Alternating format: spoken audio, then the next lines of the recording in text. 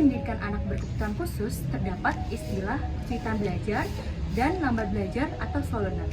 Tentunya, kedua jenis ABK ini berbeda.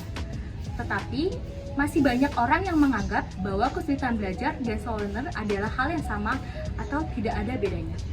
Ada yang menganggap bahwa anak yang lambat belajar sudah pasti sulit dalam belajar, yang akhirnya disamakan oleh slow learner. Yuk kita mengetahui perbedaan dari kesulitan belajar dan slow learner. Kesulitan belajar, kira-kira apa sih yang dimaksud dengan kesulitan belajar? Berdasarkan literatur yang aku baca, kesulitan belajar adalah kelompok orang yang mengalami hambatan yang mempengaruhi kemampuan akademis serta fungsional, termasuk kemampuan dalam berbicara, membaca, menulis, mengeja, serta mengorganisasikan informasi yang didapatkannya. Tentunya kesulitan belajar ini memiliki faktor penyebabnya. Yang pertama itu dikarenakan ketidaksesuaian antara prestasi dengan IQ. Lalu yang kedua disebabkan karena sistem syaraf pusat yang tidak berfungsi dengan baik. Lalu yang ketiga disebabkan oleh faktor biologis yang disebabkan oleh keturunan atau orang tua atau siapapun dari keluarganya yang pernah memiliki kecenderungan kesulitan belajar. Nah, yang berikutnya adalah ciri-ciri kesulitan belajar. Yang pertama itu memiliki kesulitan dalam berbicara, membaca, menulis, mengeja huruf, serta perhitungan yang bersifat matematis. Untuk penanganannya sendiri, kesulitan belajar ini dapat ditangani dengan menyesuaikan model pembelajaran atau pembelajaran yang diciptakan harus disesuaikan dengan karakteristik siswa. Lalu yang kedua dapat melakukan pelatihan proses dan multisensori. Lalu yang ketiga dapat menggunakan media pembelajaran dalam pembelajaran seperti halnya media kartu, media papan kata, atau media papan huruf untuk kesulitan membaca. Nah, kita masuk ke lamban belajar. Jadi, apa sih lamban belajar? Jadi, lamban belajar adalah anak yang kurang mampu untuk menguasai pengetahuannya dalam batas waktu tertentu atau dalam batas waktu yang telah ditentukan.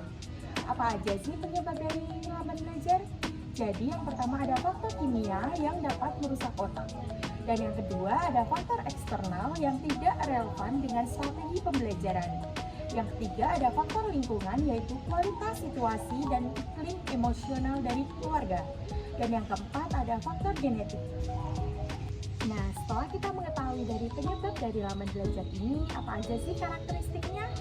Jadi yang pertama, mengalami kesulitan belajar dengan pengamatan yang cermat terhadap kesehatan fisik, pendengaran, dan juga penglihatan.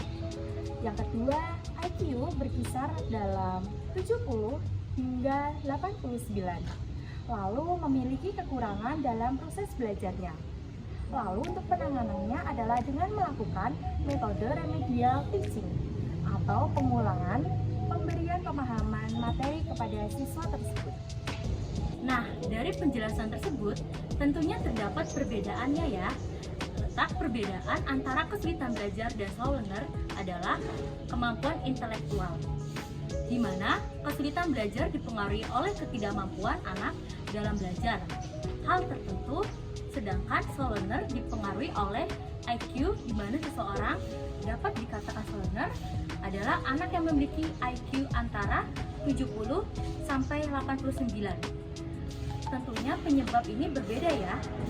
Untuk mengetahui lebih jelasnya, yuk kita simak video berikut ini. Kalau perkalian Sal sudah paham? Belum. Belum. Pembagian? Belum. Apa? Sal suka mainan apa? Ayo. HP. Aneh-aneh itu yang pernah kita pelajari. Ini Bu ulang nih biar Sahal ingat terus.